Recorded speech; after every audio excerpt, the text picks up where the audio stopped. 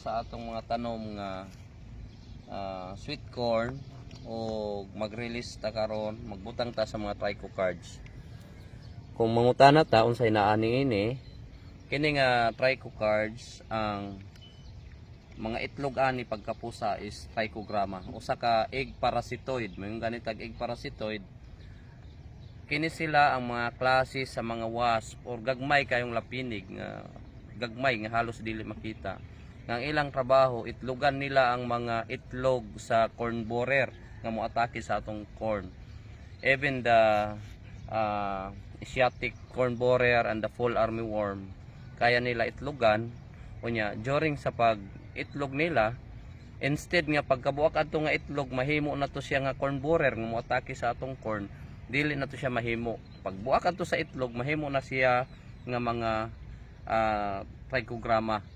So kining trichogramma, magpabilin siya din sa field, basta ilang ta mag-spray og chemicals, magsige siya pangita. Kung ma-hatch na pod, mangita na pod siya og mga itlog sa corn borer. Sustainable siya kay nga anuman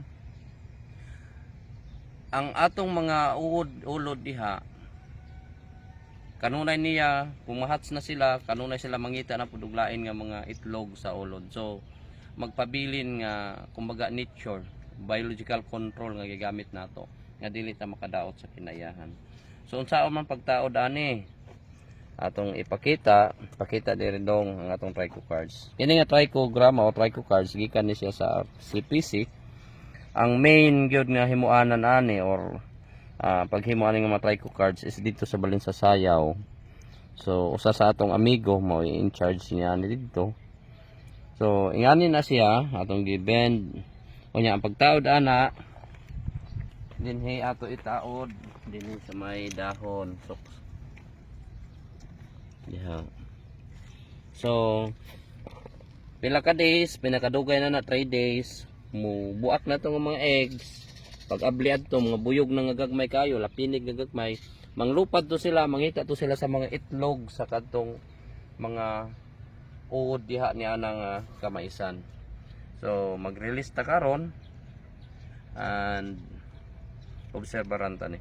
Tanaw na to kana nga mga eggs, kanang black, hapit na siya ma-hatch. So kung naara tay magnifying lens, makita nato nga naay pila ka days mo hatch na siya. Kung na-hatch na siya, maputi na wala na may sulod. Let's go.